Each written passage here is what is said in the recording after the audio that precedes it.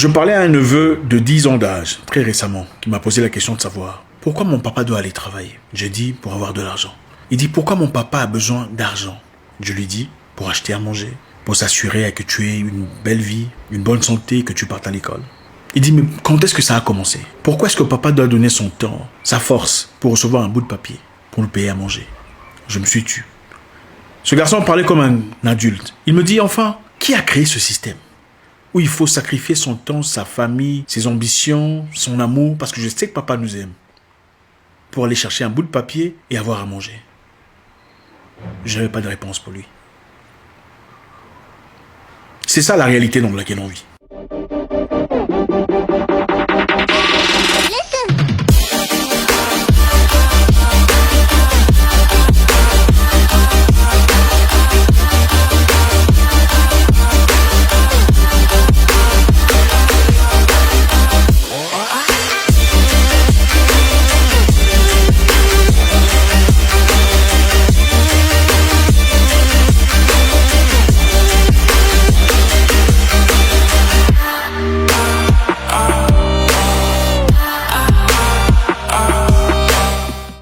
Les amis, bonjour. Mes frères d'une autre mère. Mes sœurs aussi d'ailleurs. Merci infiniment d'être là ce soir, à notre rendez-vous habituel. Vous êtes très appréciés. Ça fait chaud au cœur de savoir que vous m'attendez. Merci à tout le monde. Merci à ceux qui sont abonnés à notre nouvelle chaîne. Là, votre frère. C'est la nouvelle chaîne. Votre frère. Si vous ne l'avez pas encore fait, vous êtes intéressé, je vous encourage à le faire. On essaiera de placer un lien dans les commentaires ou sur la bande de description. Nous espérons vous y retrouver. Aujourd'hui est un jour très intéressant, un jour de gloire, de grâce, de force, d'emphase, de puissance. On va parler d'un sujet très intéressant qui nous aidera certainement à grandir, comme d'habitude. Vous est-il déjà arrivé de vous poser la question de savoir comment ça se fait que certains pays sont riches, pendant que d'autres sont pauvres? Qu'est-ce qui s'est passé? Comment ça se fait que certaines personnes vivent dans la richesse, l'abondance, la plénitude, pendant que certaines vivent dans la misère? Si les riches aujourd'hui ont reçu de l'argent venant de leurs ancêtres ou de leurs parents, quand est-ce que leurs ancêtres ou leurs parents sont devenus riches pendant que les vôtres sont restés pauvres?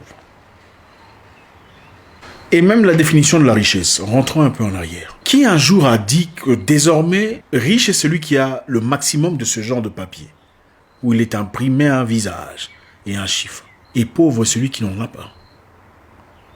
Quand est-ce que ça a commencé? Pourquoi ça a commencé?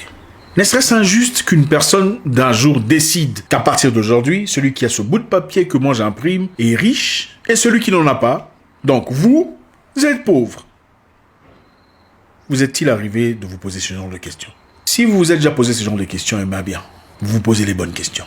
Je parlais à un neveu de 10 ans d'âge, très récemment, qui m'a posé la question de savoir pourquoi mon papa doit aller travailler. J'ai dit pour avoir de l'argent. Il dit pourquoi mon papa a besoin d'argent. Je lui dis pour acheter à manger, pour s'assurer que tu aies une belle vie, une bonne santé, que tu partes à l'école. Il dit mais quand est-ce que ça a commencé? Pourquoi est-ce que papa doit donner son temps, sa force, pour recevoir un bout de papier, pour le payer à manger? Je me suis tu. Ce garçon parlait comme un adulte. Il me dit enfin, qui a créé ce système où il faut sacrifier son temps, sa famille, ses ambitions, son amour, parce que je sais que papa nous aime, pour aller chercher un bout de papier et avoir à manger? Je n'avais pas de réponse pour lui. C'est ça la réalité dans laquelle on vit. Malheureusement, beaucoup de personnes ne posent jamais la question de savoir qui a commencé ce système. Quand est-ce que les riches sont devenus riches selon la richesse d'aujourd'hui et les pauvres sont restés pauvres. Et ont besoin continuellement des riches, besoin de quémander des bouts de papier pour construire leurs routes, leurs hôpitaux, leurs infrastructures. Qui a commencé ce système aussi injuste?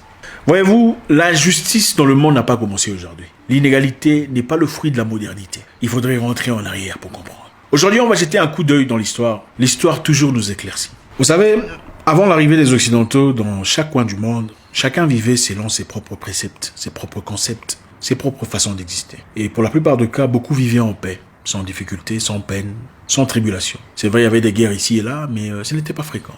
Les gens étaient bien dans leur communauté. À l'arrivée de l'Occident, à travers la guerre, la force, les viols quelquefois, il a été imposé au reste du monde un système qu'ils appellent démocratie. Un système d'après lequel on vivrait en harmonie totale. Paradoxalement, un système de liberté imposé à travers la force, la pression, les bombardements, les tueries, la torture, les massacres, le viol, Nous sommes aujourd'hui la énième génération du fruit de ce transfert de mentalité. Aujourd'hui, tout le monde réclame démocratie sans tout à fait comprendre l'origine de ces choses.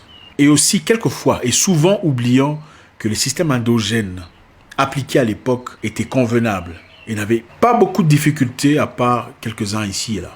Vous savez, souvent un pays qui commercialement ne va pas conformément au plan indiqué par l'Ouest. Les pays occidentaux ont tendance à placer la pression, à donner leur jab, disant respecter la Constitution, respecter le droit du peuple, respecter la liberté d'expression. C'est très paradoxal, parce que là, on va voir un peu quel genre de liberté d'expression et de démocratie et de constitution et de bonne moralité ils peuvent nous donner. Il existe dans l'océan Indien l'archipel Chagos. En 1814, l'archipel Chagos, une panoplie d'îles à l'est de l'île Maurice, était occupée de force par des Britanniques. Vous savez leur nature de conquête, de colonisation, d'oppression, d'assujettissement et d'asservissement. Ils ont occupé cette île qui était habitée par des Africains en 1814. Ils y sont arrivés en force, comme des conquistadors, comme d'habitude, comme fait en Inde, comme fait en Amérique, avec les Amérindiens. Ils ont tué, massacré, asservi, assujetti le monde. Ces îles étaient occupées par des locaux africains qui y vivaient depuis très longtemps et du jour au lendemain ont été transformés en esclaves. Et après, ils ont importé plus d'esclaves pour travailler les champs dans ces îles. Je vous rappelle qu'à l'époque, après le départ de Français, battus par les Anglais sont restés dominés sur ces îles jusqu'à l'île Maurice. Les populations étaient asservies, brutalisées, assujetties, agenouillées comme d'habitude. Vous connaissez le dessin, je ne veux pas dessiner ici, vous savez exactement de quoi il s'agit. Et comprenez que ces choses étaient faites au nom de la liberté, au nom du libre monde, au nom de la démocratie, entre parenthèses. N'importe pas. Suivez-moi et vous comprendrez que la colonisation n'est pas finie. La colonisation n'est pas finie. En 1835, après l'abolition officielle de l'esclavage, ces conquistadors, c'est-à-dire ces oppresseurs, ont été payés 2 millions de livres sterling en compensation pour la perte de leurs esclaves. Donc, perte de propriété. Donc, pour laisser partir les esclaves, il fallait recevoir 2 millions de livres sterling à cette époque. L'esclavage fini, vint la colonisation. Mais en réalité, on ne pouvait pas vraiment laisser partir l'esclavage. C'était beaucoup trop lucratif. Donc, il fallait trouver un système alternatif. Un système qui perdurait le système esclavagiste sans vraiment être appelé esclavage. La colonisation. Les pays de droit, les pays libres, entre parenthèses, ont continué à assujettir les peuples étrangers dans la misère, la galère, la pauvreté, les chicottes, la torture pendant beaucoup d'années. Dans les années 60, l'île Maurice obtint sa décolonisation, sa liberté, son indépendance. Et l'archipel Chagos était sous l'aile de l'île Maurice. En ce moment-là, le Congo, le Nigeria avaient déjà leur indépendance. Les Anglais dirent aux Mauriciens que si vous voulez être indépendant, il vous faudra abandonner l'archipel de Chagos entre nos mains. C'est-à-dire, si vous voulez avoir votre indépendance, là où vous êtes, il faut oublier ces îles ici. Nous allons les gérer. Et en ce moment-là, en état de faiblesse, évidemment, espérant pouvoir les convaincre plus tard, ils ont accepté cette conclusion. Je vous rappelle qu'à l'époque, beaucoup de pays avaient déjà obtenu leur indépendance. La République démocratique du Congo, le Nigeria, le Ghana et beaucoup d'autres pays. Et comme ça traînait pour les Mauriciens, il fallait presser, il fallait essayer d'accélérer les choses. Et pour ça, les Britanniques leur dirent: on va vous offrir votre indépendance, mais en une condition. Que vous laissiez nos troupes ici, dans l'archipel de Chagos, pendant un temps. En 1945, le monde crée l'ONU, l'United Nations, prétextant que ce serait une organisation de justice, d'égalité, d'accord, de compréhension entre nations, d'arbitrage de problèmes internationaux. Chose qui plus tard nous prouvera tout le contraire. La Grande-Bretagne ensuite place un décret justifiant l'occupation de l'archipel de Chagos. C'est-à-dire, le pays a reçu l'indépendance, mais ils ont refusé de partir. L'ONU a rejeté ce décret, mais ils sont restés quand même. Ils ont ensuite pris le peuple vivant dans ces îles et les ont déportés dans d'autres îles où ils n'avaient jamais été, jamais foulé pied dans le passé. Vous comprenez un peu? On vient dans votre île, on vous colonise, on vous torture, on vous bat, on vous massacre. Ensuite, vous réclamez votre indépendance. Les Nations Unies vous accordent votre indépendance. On vous prend ensuite de votre pays et on va vous jeter dans d'autres îles. Et ils occupent votre pays. Et ça, c'est en 1965. Et au moment où je vous parle, la Grande-Bretagne, au nom de la liberté, occupe toujours ces îles. Vive la démocratie. Ils ont bâti des baraques, des centres militaires, des forteresses pour aller bombarder en Asie, bombarder en Irak, bombarder au Moyen-Orient, quand ils en ont besoin. Remballer comme des rats et renvoyer dans d'autres îles où ils n'avaient jamais foulé pied. Et ces habitants originaires de Chagos ne sont pas autorisés de rentrer chez eux. Ou Chagos, sans l'autorisation des Britanniques.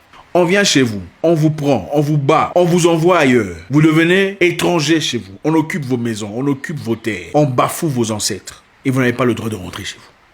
On y place des camps militaires, des armes, des aéroports pour aller bombarder ailleurs. Vive la démocratie et la liberté. Je pense que c'est important qu'on parle sans langue de bois. Parce que beaucoup de gens ne comprennent pas. Beaucoup de gens pensent que nous vivons dans un monde libre. Le monde n'est pas libre.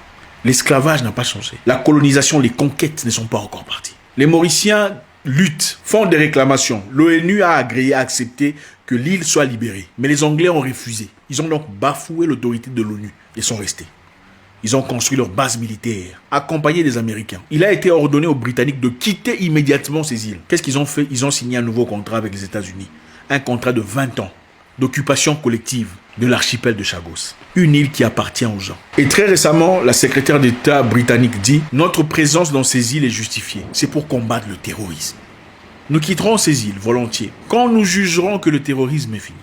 On occupera ta maison dans un monde libre et démocrate. Oh, bien sûr, la démocratie. Mais quand on va décider qu'il n'y a plus de rats, alors là, on va quitter ta maison. Mais en attendant, toi, tu vas dormir chez les voisins où tu dois payer le loyer. Tes enfants vont dormir dehors, sous la pluie, sous le vent. Mais moi, j'occupe ta maison pour combattre les rats qui risqueraient de me suivre chez moi, à 10 km de là. Madagascar vit aujourd'hui les mêmes histoires, les mêmes difficultés, les mêmes problèmes. En 1896, l'Assemblée nationale française prononce la fin du royaume de Madagascar. L'Assemblée nationale française prononce la fin du royaume de Madagascar. Donc vous venez chez les gens, vous dites désormais, vous n'êtes plus un royaume, vous êtes une colonie. Ranavalna III, dernière reine malgache, est exilée par le nouveau pouvoir à la Réunion. Donc vous venez chez les gens, en conquistador, vous abattez, vous tuez, vous massacrez, vous torturez. Et vous dites, bon, à partir d'aujourd'hui, vous n'êtes plus un royaume. Vous êtes une concession de la France. Votre reine sera exilée. Elle ne vivra plus ici, au nom de la liberté, au nom de la démocratie. Vous voyez un peu où on va. Et les 5 îles éparses appartenant à Madagascar ont été annexées à la France, à travers la même procédure. En 1960, Madagascar accède à l'indépendance. Il devient un pays libre, membre des Nations Unies. Madagascar est libéré, mais la France refuse de libérer les 4 îles éparses. En 1960, les îles ont été séparées par un décret du gouvernement français. Elles sont restées depuis en possession française. Donc, à travers un petit bout de papier, la France dit désormais, cette partie de votre pays ne vous appartient plus. Elle est française. Vive le monde libre. Vive la liberté.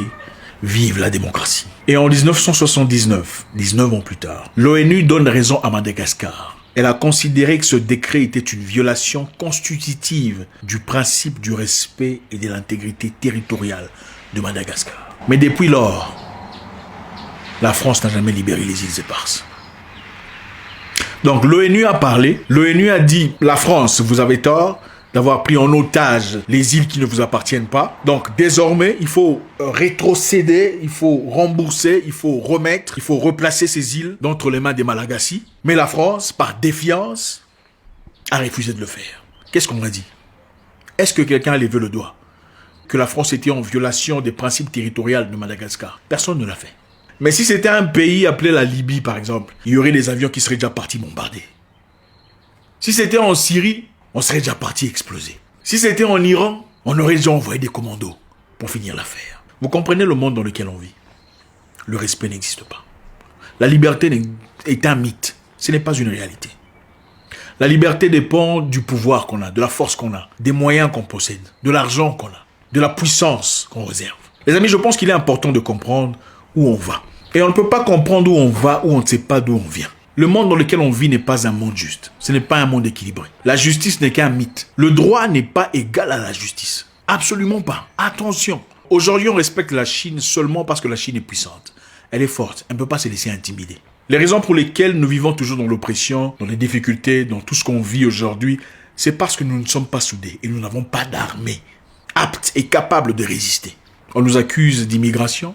Oublions qui sont les premiers immigrants, qui n'ont jamais été appelés, mais qui sont partis quand même bombarder, emmener des maladies, détruire. Écoutez, mon discours n'est pas contre l'Occident.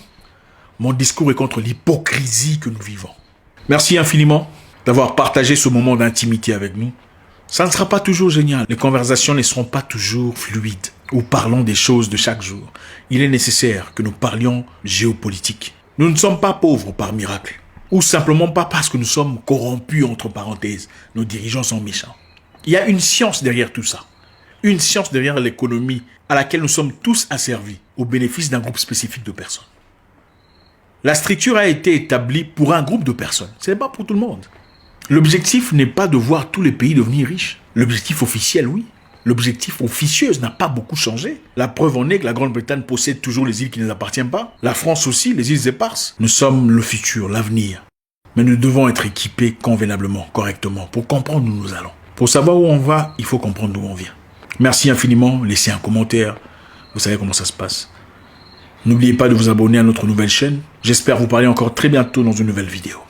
Mon nom est Zach Moukassa, le guerrier noir. Votre frère. En réalité, la France ne veut pas partir parce qu'ils ont découvert l'hydrocarbure dans ces îles. Des gisements, des richesses, des éléments très lucratifs. Comment pouvez-vous expliquer une partie du monde que vous appelez territoire française à des milliers de kilomètres à côté de l'Afrique? Comment c'est devenu la France? Donc, est-ce que nous, on peut quitter l'Afrique pour aller en, je sais pas, en Corse ou dire que voilà, c'est une partie de l'Afrique? Ça ne se fait pas. Ça ne se fait pas. Et qui est l'immigrant?